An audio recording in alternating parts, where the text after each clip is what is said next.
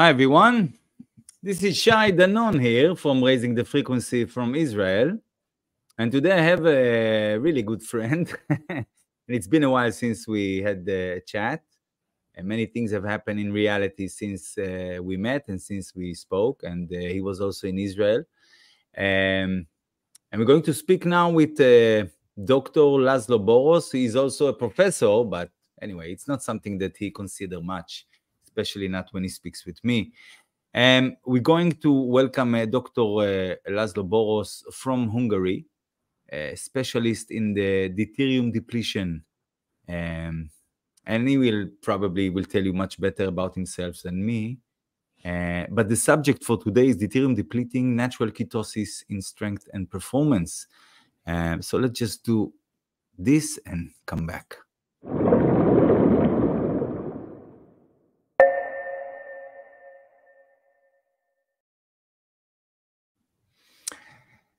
Laszlo, my friend, how are you? I'm good. How are you, Shai? I'm good. It's always good to see you and to hear you. Exactly. And this laughter, you see, I miss the laughter.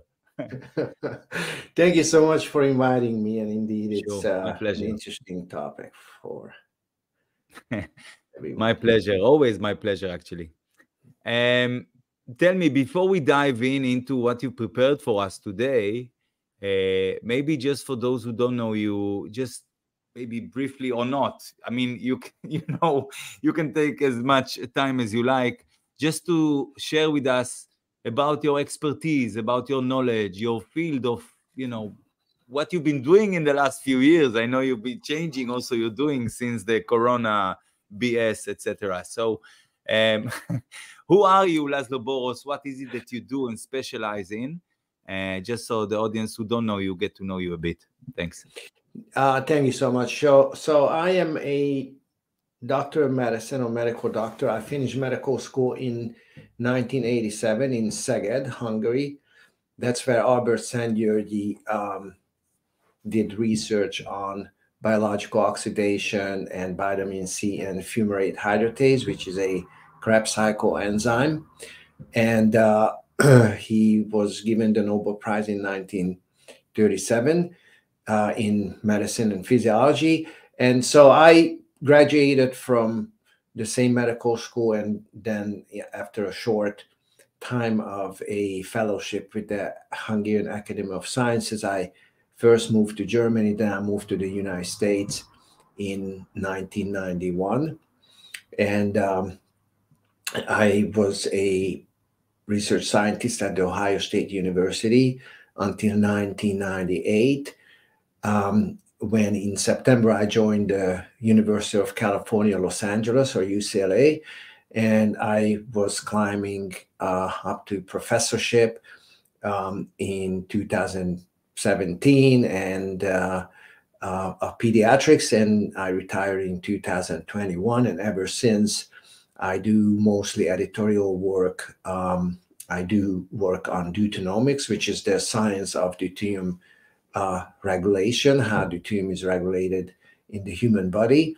And I write papers, review and edit papers as well, but I also write papers, which is the topic today I would like to cover, of a new publication regarding physical challenges, strength and performance based on nutritional and deuterium depleting nutritional protocols and lifestyle, which I would recommend everybody who is interested in sports and medicine and strength and health and so on to check it out, but we'll cover that in detail.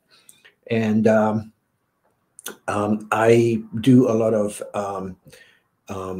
research on deuterium content of food, health-related issues based on nutrition, lifestyle, and exposure to various environmental factors including diet, light, exercise, and pollutants and toxins and so on. And I also work with water drinking protocols, how much water, when, and what to drink, if it's necessary to drink because somebody is thirsty. So pretty much this is like my background and my current activity. And I do appreciate the fact that you do run these podcasts and you give opportunities to faculty and audiences, past faculty, retired faculty at major academic institutions who couldn't fit the academics or was not willing to comply with academics' roles, which are really not to serve free science, but mostly to serve business and pharmaceutical operations. So I didn't want those. And I'm very happy to talk about deuteronomics, which is more like in an integrative medical arena. And I'm glad we can publish papers in this direction, and we can edit papers that promote and kind of summarize these results. Excellent, thank you.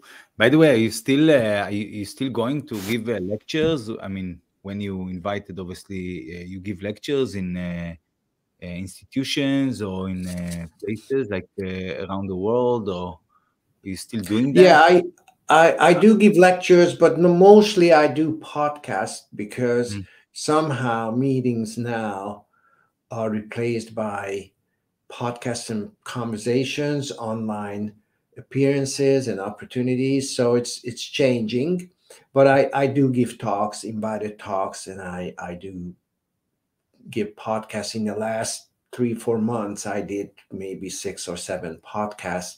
And so do my colleagues, Dr. Stephanie Senna, for example, who is working on glyphosate. And we are joining efforts just to promote deuteronomics research in various medical fields, including toxicology and so on. Excellent. Just like before we dive in, I should say that, you know, myself and my wife, we were vegan, let's say, for 20 years, more or less. And since, let's say, 6 years or so, since basically around the time you were here, we started to shift back, I should say, to what my wife calls it source nutrition, okay? Which for me, it's more, or it's closer to what my grandparents used to eat, you know, even in Bulgaria, not even here in Israel, okay? When my mom grew up, when my dad grew up as children, in Bulgaria, they used to eat whatever vegetables they were there according to the seasons. They used to eat eggs. They used to eat butter. They used to drink milk from the, you know, straight from the cow. They used to eat meat, which is obviously grass-fed because it was not industrialized back then, at least not in Bulgaria. I make my own bread nowadays. I eat, you know, like a proper cabbage, that fermented cabbage and fermented cereals, and everything that we eat, almost everything that we eat is fermented. So it's with proper bacteria. So my wife calls it like source nutrition. But actually, when I think about it, this is quite simple, and it's what people or humanity, depends where they live on the planet, but they used to eat this food for centuries until the last few decades that veganism has raised its head and was pushed as part of the propaganda. And it seems like nowadays there's like going back, you know, leaving the veganism and this sort of diet. And I don't tell anyone what to eat. Yeah, I'm just saying this is what I see that is happening. People are going back to eat proper food. And I say proper food because that's the highest nutritional value that I can find. And it seems like the fields of, and I'm saying fields, not just one field, but fields of science that you dance between, and especially what you specialized in, verifying that this food, the source food, the source nutrition, is the best available for performance, for mitochondria functioning in the body. And this is amazing. For me, it's amazing because I mean, I've been knowing it for a few years now, since, let's say, you were here in Israel and the podcast we did back then. But since then, it just, I get stronger and stronger in it. You know, I even reduced weight thanks to a few months I'm in this nutrition. And I wasn't fat, but, you know, I'm 52, 53 years old soon. And, you know, metabolism is not the same. But actually, it's better now. I mean, since few months, I've been strictly on this diet, and my metabolism is excellent. And I feel energized, and everything is good, you know, knock on wood. I'm sure you put on again your high school graduation suit. Because I can. Yes. So it's I'm like 74, 75 kilograms, and I was 70, 72 when I was in high school. So, wow. Yep, back in all ages. Wow. Yeah, I know. You also, you don't drink water. I mean, when you were here in Israel, and I've been telling people about that I remember I gave you as a gift olive oil, and because that's your water. I mean, when thirst arises, so you don't drink immediately, you wait, and then if you're still thirsty, you take a sip of olive oil. And I keep reminding people that, you know, I ask people what the camel on its back, what he has on its back, and people say water, and I'm like, no, camel don't have water on his back, he has fat. And that's how he makes water, or mitochondria makes water from fat in the body. So please take us, you know, to this this fascinating field of nutrition and food, but it's not just about that. It's about how the body really works, and how it makes energy, and how it makes water, and what we need to feed the body in order for it to work in the best way it can. How we do it. I'll tell you how like off scale we are. I usually, when the circus is around, they have camels, and the caretakers, they always have a big barrel of water next to the camels, because of the animal right activists. So I always ask the guy with the camel, like, how much they drink of it, and they say, well, they never drink it. So especially in the bread, but you have to still put the water, because the animal activists, they don't understand what they are asking for, because camels actually eat their water and store their water in the form of fat, meaning that they produce fat from the grass that they eat, and that's their water. So, and we are able to do the same. I drink only water when I'm thirsty, and I only drink as much as needed to kill my thirst. I have a espresso coffee in the morning if I feel like, and for days, sometimes it's my water intake. If I'm thirsty and it's not going away, then I would drink as much as necessary. It's always Deuterium depleted water, like recreational, 125 or 105 ppm. But indeed, that's the bottom line, is that's the fundamental information and knowledge behind this approach, and keep my weight at high school and feel strong and healthy, and my blood pressure is 120/80. My pulse rate is 52 per minute. So without medications of any sort, if I go to a high school reunion, I'm the single one who is not taking almost. I don't remember anyone else who would not need any medication and would actually keep their high school weight and body structure composition. But it seems like this diet that you mentioned is the key to preserve all that. Amazing. I mean, I know many people, like in Israel, over the internet, the social networks, they commenting about, again, they were vegans, it didn't do them any good. And to be honest, some vegans, they don't eat properly. I mean, they eat processed vegan food, which is not food at all. I mean, if anything, then you know, eat some green leaves, which is low in deuterium as well, and eat some proper nuts and avocado and olive oil, like the fatty food, then you get something. But otherwise, all the carbs and all this, it just backfire. Yeah. Yes, it makes you weaker. Exactly. Yeah. So this is the study that we did, which we'll cover in a minute. Go ahead. Sorry. Yeah. I want to actually to jump into that because I got via email the last paper you published and about climbing the Everest without extra oxygen. And this was quite fascinating because obviously whoever goes and climb on the Everest, he needs some extra oxygen because we know that there's not enough oxygen in the high levels, the higher you climb. But actually you manage somehow, if you can explain it, because it's mind-boggling how one can do it, how we can climb to Mount Everest with no extra oxygen. I mean, what if, how, what, how?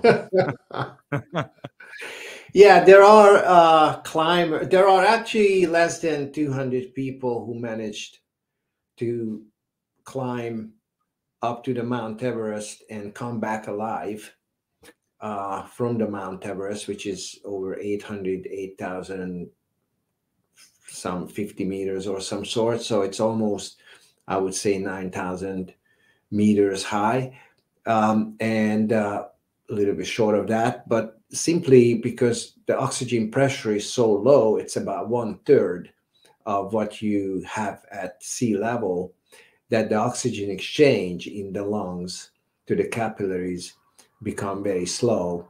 And for that reason, climbers cannot maintain sufficient energy production in their cells, especially muscle cells, especially when they have to climb. And that requires exercise with some heavy gear and shoes, and because it's also cold and icy, and carry some equipment. So it's a I would say, when it comes to physical challenges, climbing up to the Mount Everest is probably one of the most, I would say, requiring most demanding physical challenge. But a few people can actually do going up and down without supplemental oxygen, and that counts as a lifetime performance or a lifetime achievement, and only a few people could do that. Unfortunately, many people die who experience with this without additional or extra oxygen. But if you can actually switch to the right diet, which we're going to cover in this conversation, then you can actually climb up to the Mount Everest without supplemental oxygen and come back alive. And this is what is discussed in the paper, how this is possible. And the case study for this biochemical argument that we're going to go through here is Mr. Ballinger, who actually climbed with success up to the Mount Everest in 2017 and came back alive. And he had to use oxygen in every previous attempt, or he had to turn around simply because he couldn't make it up there, and he was afraid that he was going to get himself killed while he was on carbohydrate and vegetarian, not vegetarian, but carbohydrate or plant-based diets. And since just very quickly, Laszlo, sorry, I'm just sharing the paper published in Science Direct. Okay, it was published on April 24. I mean, no. The paper was published in February, I believe. February, okay. And it says here, summiting Mount Everest in deuterium depleting nutritional ketosis without supplemental oxygen. That's the title. Yes, just to show that there is a paper and we are speaking about that. All right, go ahead, please. Yes. I'm glad we could publish this paper because one of the co-authors is from the Massachusetts Institute of Technology, the Vrij University, and from the University of Debrecen, Hungary. So it's an international team of investigators and biochemists who actually could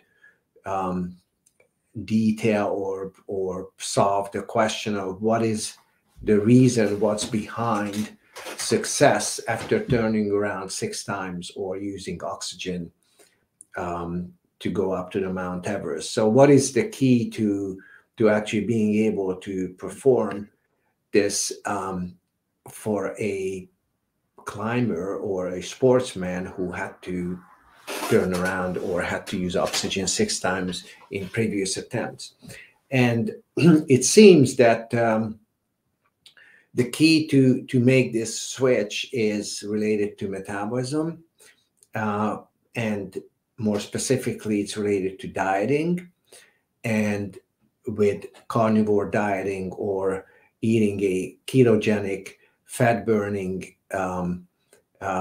preferentially grass-fed meat and fat source, made this climber, Mr. Ballinger, able to climb up to the Mount Everest without supplemental oxygen.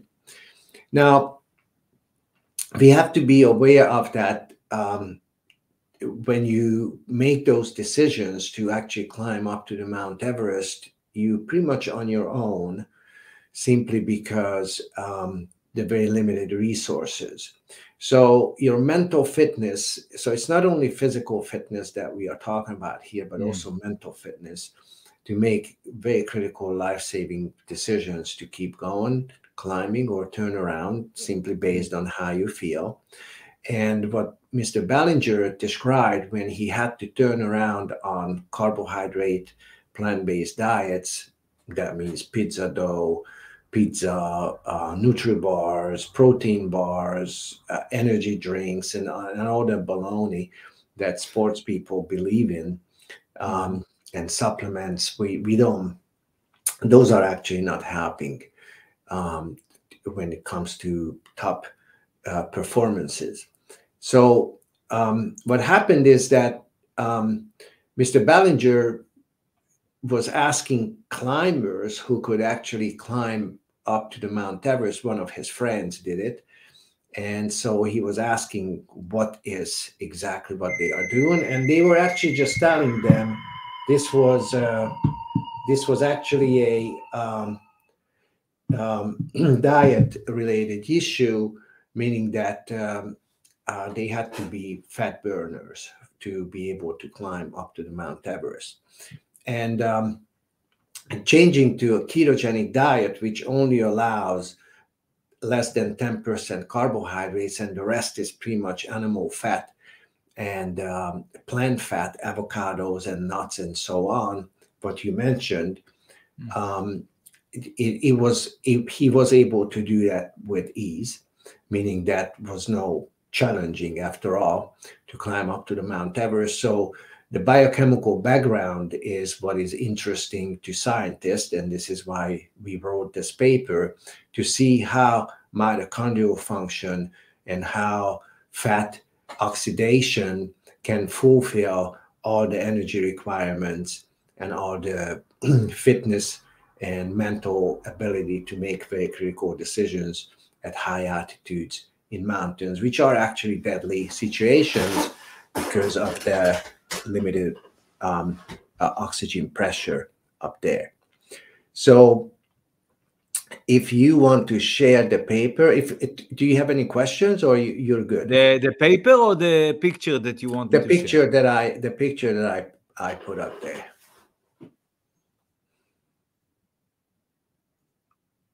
And I only see my computer, so I don't see what's in the podcast, but we see the picture. It's on the screen. It's on the screen. Okay. Yes. So here you can see a cell.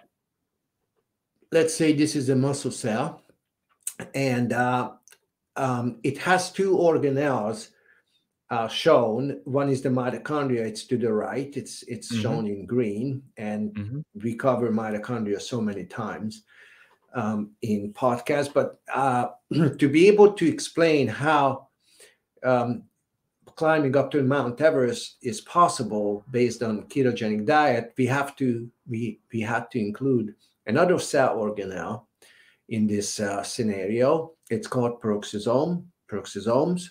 It's yellow. It's to the left. And say it again. Yeah, I'm listening. Yeah, we look. Can you see him? Yes. Okay. So practically these two organelles, cell organelles, work like a hybrid engine or a dual mode engine in our system. Peroxisomes to the left are the diesel part of our engine, and the mitochondria to the right are the gasoline type of engine. And these two engines have to work together, meaning that they have to oxidize various substrates to be able to climb up to the Mount Everest. So you need to imagine this as like you have a car which has a double engine compartment. One part burns gasoline, that's mitochondria, and the other one burns diesel fuel, and that's to the left. Both engines have their own advantage of being able to oxidize hydrocarbons or burn hydrocarbons and share those products in and between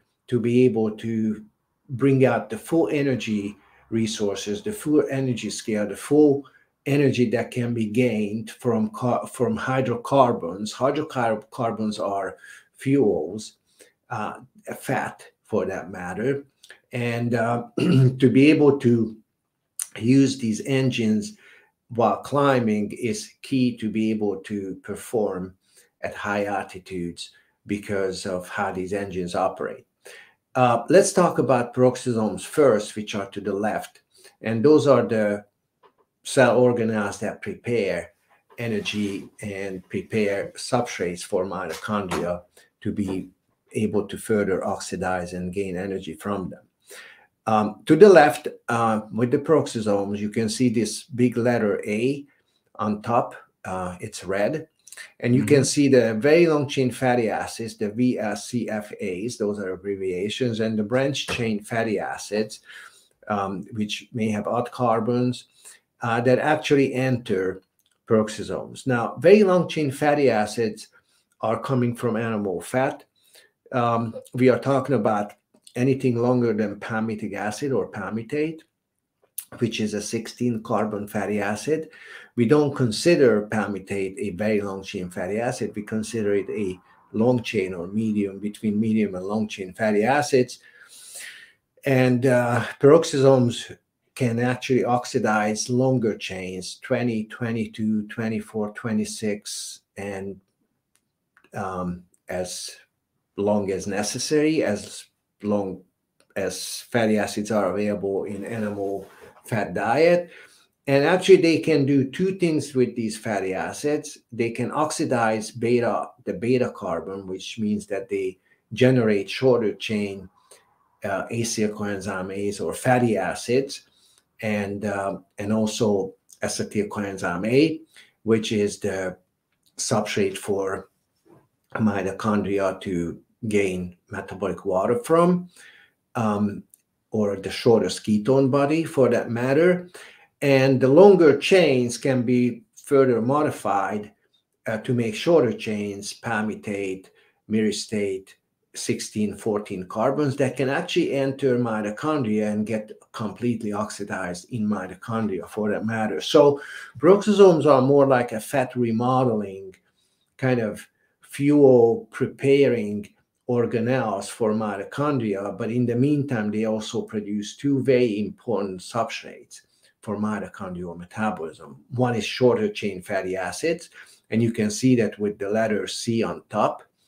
And you can also see NADH, the letter C on the bottom, which is a reused NAD that can be transferred. The proton of this NAD can be transferred to the mitochondria, and mitochondria can use these protons coming from peroxisomes to generate ATP and to generate metabolic water from it.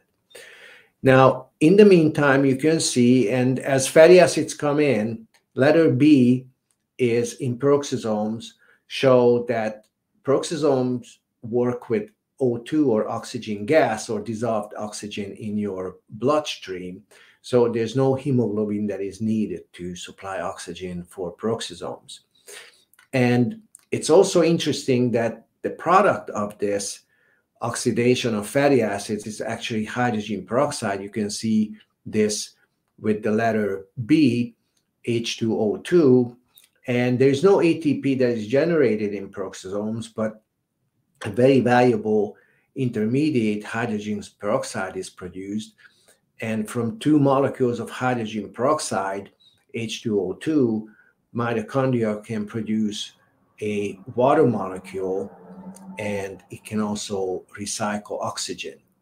So it is practically a very critical step in understanding how oxygen, dissolved oxygen in the blood, when oxygen pressure is not very high, is still able to supply peroxisomes with oxygen to oxidize fatty acids, and why fatty acids need to be in your nutrition and also in your bloodstream during climb to produce this energy, 188 kilojoule per mole energy in the form of heat when hydrogen peroxide is produced from oxygen and fatty acid protons. So this diesel compartment of your cellular energy producing system is able to produce energy without spark plugs or without activating oxygen. So it's not an innate oxygen. It's not O, but it's O2. It's oxygen gas, which is dissolved in your bloodstream, meaning that and the availability of it, it's unlimited, simply because our air contains about 21% of oxygen, O2 gas, in our air that surrounds us. So peroxisomes are very, very critical for high altitude and for energy production when energy is in demand. It's also very important to know about peroxisomes is that they only have one membrane. They don't have 2 membranes like mitochondria do. So they cannot really produce proton clouds to run those ATP synthase nanomotors. Those are proteins that produce ATP in our system. And this is why peroxisomes cannot produce ATP. They can only prepare fatty acids for mitochondrial oxidation, and they can only produce hydrogen peroxide for metabolic water production by catalase in mitochondria. And so these are the very essential roles of peroxisomes. Now, as long as your fatty acid is natural grass fat source, then your peroxisome will produce hydrogen peroxide, which is low in deuterium. So as long as you eat natural habitat, grass fat, pasture raised animal, lamb, cows, anything, goats, anything you kind of desire in that realm, and mountain goats, that's what the Sherpas eat, who have these climbers. They live around 5,000-6,000 meters altitude with their dogs, and they are just fine living their entire life up at high altitudes. But practically here, what you can see is that there's a sharing of responsibilities between peroxisome and mitochondria to produce the fullest energy necessary to overcome these challenges, especially high altitudes. Go ahead. Laszlo, quick question. You mentioned the importance of grass-fed meat in order for the peroxisomes to produce properly, to prepare properly for the mitochondria. The thing is, what if someone is not eating grass-fed meat? I mean, how important it is for energy production or for the metabolic water, how important it is to have grass-fed or not grass-fed? If you can Yeah, it's critically important, and you know why. If you eat a fat source that is grain-fed, farm-raised animals, and who knows what else they eat, they have protein supplements, they don't eat grass, they are fed with China artificial cow feed, or who knows what. They actually, in the US, they grind in the Halloween candies that they couldn't sell in the stores around Halloween time. So they feed these cows with any junk that is available, unfortunately. And that fat is going to be high in deuterium. And since peroxisomes take in either low or high deuterium fatty acids for modifications and for oxidation, the metabolic water or the metabolic hydrogen peroxide that they produce could be high in deuterium if not the grass-fed animal fat source is consumed. So those products will damage mitochondria fundamentally, meaning that it really does matter where your fat is coming from, and it has to be grass-fed for the system to operate at optimal rate. And non-grass-fed, artificial, grain-fed, artificial meaning that it's not the natural food of the cow that they feed them in farms and so on, and various supplements and antibiotics, you know the list. Your peroxisomes are not able to differentiate between low and high deuterium fatty acids, so they produce whatever hydrogen peroxide is the result of the fat and the deuterium content of the fat. The hydrogen peroxide is going to match the deuterium content of the fat that anyone consumes, and high deuterium in hydrogen peroxide or metabolic water after catalase reaction could damage mitochondria significantly, so it can compromise ATP synthesis. And go ahead. So would it be true to say that if I cannot get hold of a grass-fed animal or meat, would I rather eat avocado?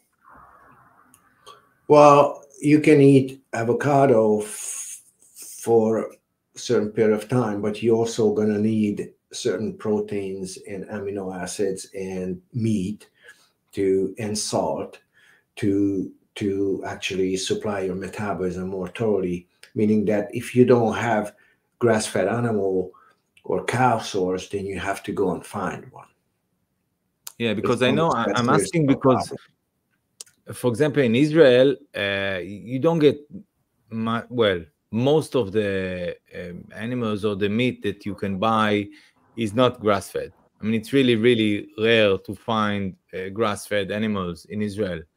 You need to go to a kosher butcher who actually, because kosher cow is probably the best. No, but the kosher stamp here in Israel, it's got nothing to do with grass-fed. Okay, it's too separate. I mean, most people in Israel, they don't look for grass-fed. That therefore the industry does not provide. I mean, there's no inclination, there's no urge to provide grass-fed products or animals to the population. Well, if it's a real kosher butcher, then they even check the quality of the grass that those animals are eating. I'm talking about a religious kosher approach. Yeah, I tell you, they don't bother about it. I mean, hopefully you are right, but from what I know, no one is doing it here in Israel. I speak with the growers. I speak with the farmers themselves who actually give grass to the cows. I mean, let's say most of the year the cows eat obviously outside. They're outside all year, and they're eating grass that is growing most of the year. And when there's no grass, I mean, it's dry, let's say in the summer, the cows or the animals, they still get the grass that the farmer has grown the grass just for them. I mean, to feed them. So, and that's where I get my meat from. Okay. So I make sure I speak with the farmer, not just with the butcher, but I speak with the actual farmer to know what's going on. Does it give injections? Which injections? How many times a year? What the cows eat all year round, not just in the winter when it's easy to give grass to the cows, you know? And do they stay indoors, outdoor? Do they get their sun properly? You know, we need that as well.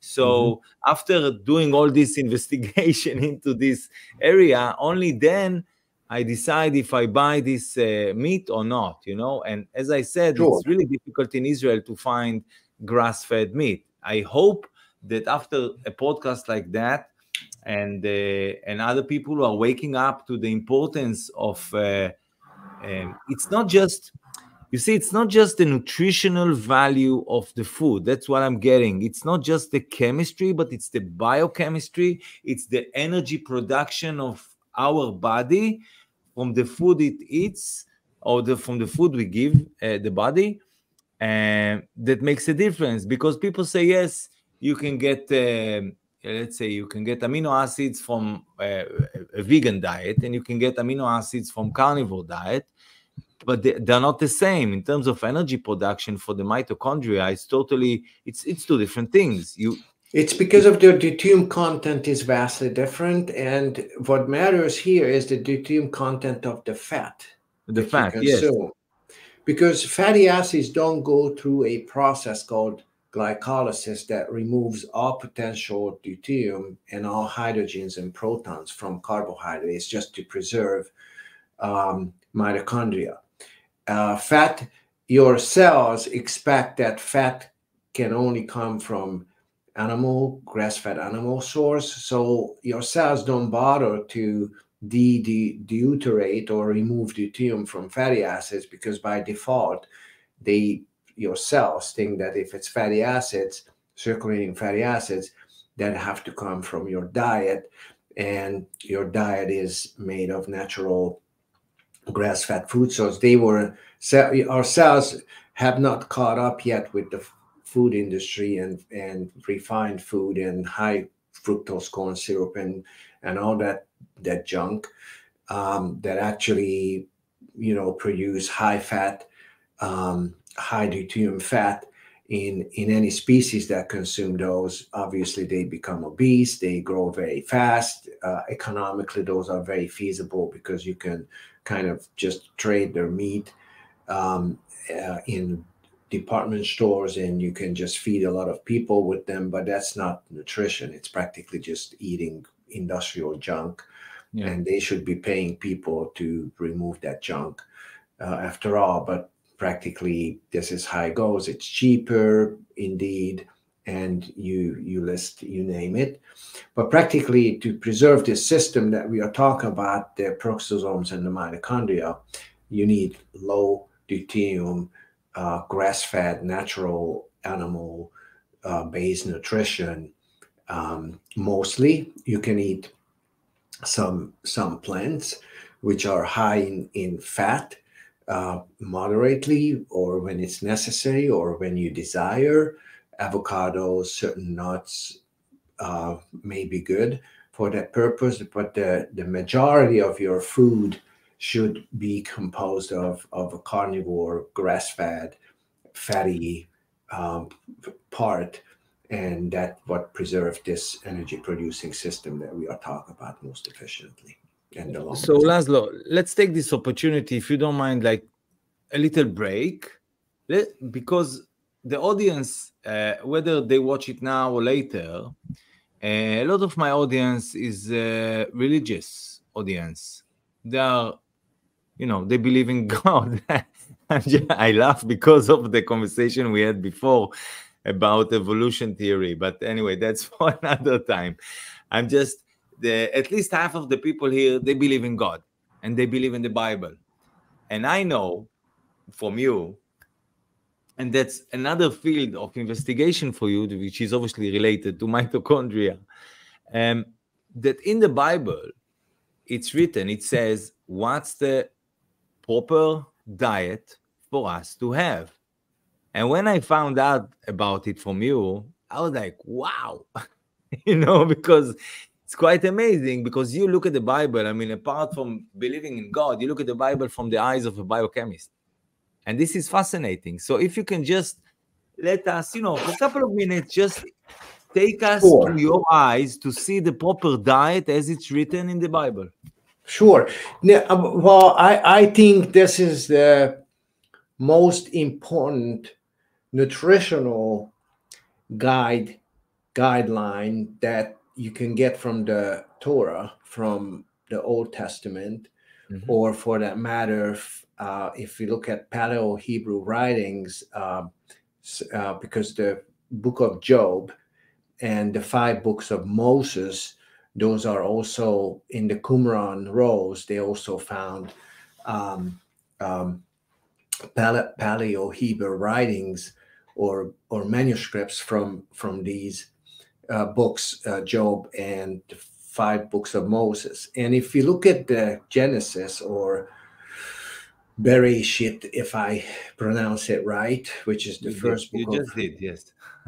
The first book of Moses. First, God puts man on a vegetarian diet. So all the plants, all the seeds, all the nuts, and that's the first dietary recommendation. I think it's Bereshit part 1, verse 29, 30. I believe, if you guys use the same numbering as, because I use the Old Testament. Unfortunately, I don't speak Hebrew. So not yet, soon. Not yet, but listen, I'm trying. I admire so much you because you speak Hebrew. I know. Don't laugh at it. You always laugh. It's just such a very, very rich source of all these ancient knowledges and scriptures and text. But actually, God realizes very early, first of all, Adam and Eve, Adam means red light, if I'm correct, in Hebrew. So the name of Adam. Yeah. Say it again. Yes. Adam is also Adom. It's red. Yeah. Red. You see, that's where you take your advantage. I just learn these things from others. So practically, God knows that, first of all, in the Garden of Eden, they cannot eat a fruit which is in the middle of the garden, but it's plant-based fruit. And we know what happens when they eat them. They both get crazy and they start acting like funny, in the sense that they show fear, they start lying, they start blaming each other and God for all their mishaps, and they fall in the hands of the Satan. Now, the Lord sees that actually these dietary recommendations may not be the appropriate ones as far as plant-based diets. So he changes the dietary recommendation when Noe is walking off the ark and his family with all the animals after the flood, the big flood, and God instructs them to actually eat meat. And it comes back several times in Old and New Testament to actually change the nutrition from plant-based to meat-based. And from then on, once Noe, as a religious man, obeys these laws, he promises him that he's not going to destroy the earth again, meaning that it seems like, based on religious studies, based on the Torah, based on the text, and I did call my friend who is from Israel here in Hungary, and I asked her that what is the recommendation to Noe, to eat plants and meat, or just eat meat after all? And she said, based on the Torah, based on the Hebrew text, is to replace plant-based diet with a carnivore meat-based diet, and it's not eating both. So practically, if we look at God's work and God's plan, and those are commands by God what to eat. It's actually nutrition is the most important and the #1 intervention by God to fix problems with humanity. And if you look at the story of Adam and Eve, you can tell their sons, Cain and Abel. Cain kills Abel, the meat producer, the plant, the agriculture guy. Cain kills Abel, and God knows that. He sees that basically something is going really not very well, so he needs to change the diet. After all, from plant-based to meat-based, carnivore. But even then, it's just grass-fed meat. Yeah, and grass-fed meat. God never said that you should actually feed your cow anything other than what they eat naturally. He only gives dietary recommendations to humans what to eat and never to the animals. Animals are created in a way and named by the first, because pretty much naming, and if I understand the Torah right, or the historic Jewish culture, naming species or naming somebody meaning pretty much like taking in control, meaning that taking care of those creatures, like assuming ownership of some sort. And I know this from my religious professor friend who teaches religion at the College of Szeged, because we talk with friends, with one of the Hungarian rabbis, and from rabbis and with rabbis from Israel. Also, we cover these topics because I really would like to read and understand what's and why those commands by God are implemented and are preserved in the Torah, and why copying the Torah is such a strict process, so none of this information would be lost for generations. And I think this is the most amazing service that the Jewish people, the Jewish religion provides for us, that is practically to preserve this information till the end of times.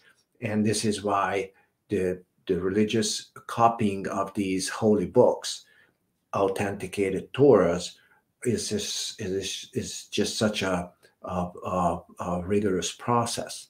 And I think the purpose of that is to preserve these dietary recommendations to fix problems in humanities and societies and communities and so on. And that brings us exactly to where we are with this paper, to mitochondria, which I would like to cover before we finish our podcast. And say it again. Back with the picture. Yeah, back with the picture. So once the fatty acids are transferred to mitochondria has these double membranes with these ATP synthase nanomotors, and that's where the real stuff happens. But since there are spinning proteins in mitochondria, deuterium is not really desired, simply because it's twice as heavy, twice as large as protons, and they may break these ATP synthase nanomotors. But anyhow, you can see on the top of the mitochondria, the TC cycle, which is the Sandier-de cycle, or the tricarboxylic acid cycle, and it produces carbon dioxide, H2O, water, and reduced NADH, which is the ultimate complete biological oxidation of any substrate. It's not hydrogen peroxide, but it's water. It's not shorter chain fatty acids and ketone bodies, but it's actually carbon dioxide that you can breathe out, so you can actually get rid of carbons. So, and in the meantime, 286 kilojoule per mole energy is produced when water is produced from oxygen and hydrogen of food, which is a very substantial amount of energy.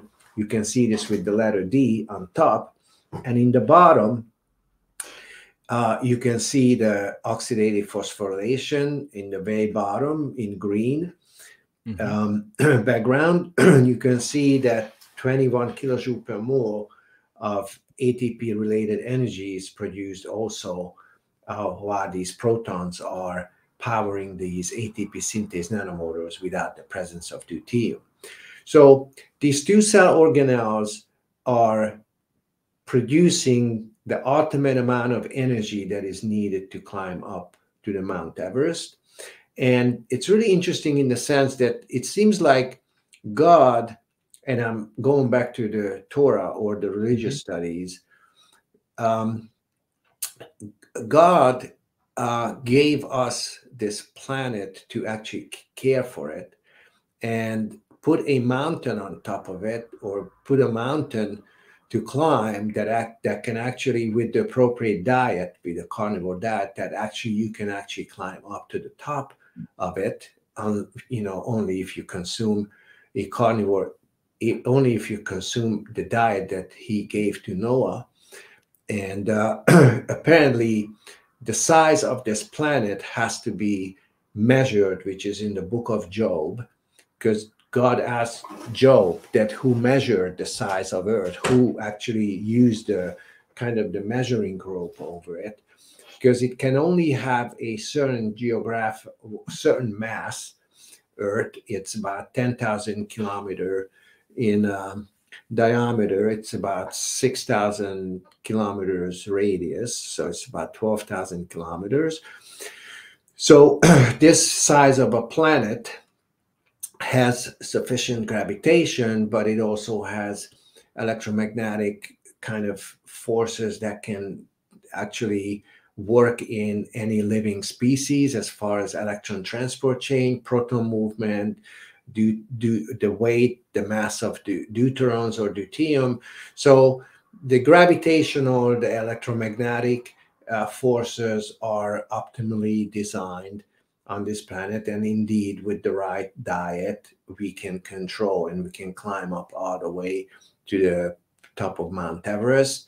And God even gave us this exercise path just to try different dietary options. And sure enough, if you're on a plant-based carbohydrate diet, you will not make it up there. So it seems like it's a very interesting scenario that is explained in our paper by the crosstalk of peroxisomes and mitochondria. And this paper also has the energy scales that you gain from this approach. So if you're interested in sports, I wouldn't say religion at this point, because there are no religious or transcripts, ancient transcripts discussed in this paper. But if you want to expand your knowledge in that area, you want to look in the book of Genesis, Bereshit, and you can find the appropriate sections based on what we discussed here and based on the laws and the rules God set for us as far as nutrition is concerned. But it's practically a deuterium depleting, grass-fed, animal-based diet that allows us to perform at our highest, I would say, mental and physical abilities, which are both necessary to, first of all, understand religious scriptures or any scriptures, be wise enough and be smart enough to stay away from Satan, which is fruit and high fructose and corn syrup and plant-based stuff.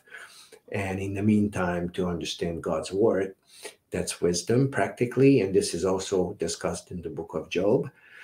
So these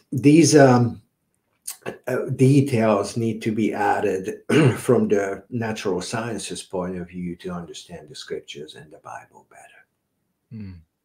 So basically, we were talking about this extreme example of climbing Mount Everest, but actually all fields of sports, when sportsmen actually start to change their diet to follow this diet of grass-fed animal products, yes,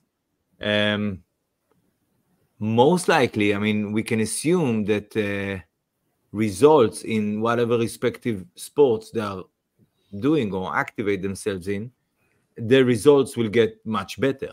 Because if you take so sports is about competition. It can be high altitude as you're competing against, or it can be another sportsman who is better prepared based on diet and oxygen supply. So sports is always at peak performance, you know, certain level of sports, meaning that if it's competitive and you're a professional, then you need to consider these. I'm not talking about, you know, just kind of just exercise type sports, but I'm talking about competitive sports.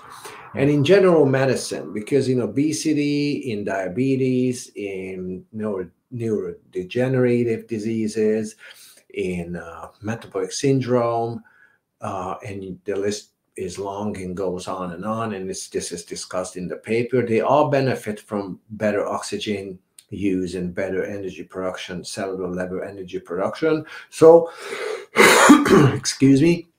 So all fields of medicine, sports medicine and internal medicine could benefit, and integrative medicine and chiropractors and alternative approaches, they all can benefit from this information as far as how to gain the most efficient energy from cellular metabolism using dietary approaches. And those have to be grass-fed, animal-based fat to be oxidized with low deuterium to perform at the highest peak that we can achieve. Excellent. Thank you very much for that, Laszlo. It's been a pleasure. It's always a pleasure. Let us book, maybe not now, but just to remind you, let's do a podcast about theory of evolution and what it's all about, you know, and God versus God. I think it can be quite interesting. Yeah, meanwhile, thank you very much for your time and for your knowledge to share with us. I hope this podcast will bring benefits to those who listen to it, because, you know, the more I work on the field of biohacking and doing all these hacking things to improve my performance and to improve energy production in the body and water production in the body, I find more and more things who can actually contribute to that, make things easier, make processes shorter even, and to gain more benefits from what I do. So, and some of it is thanks to you. So thank you very much for that. Thank you so much. Thanks for reminding me. Sure, we'll schedule another one shortly. Yeah. Yes, we would. Thank you very much, and God bless us all. Thank you so much. Bye. All the best. Bye-bye.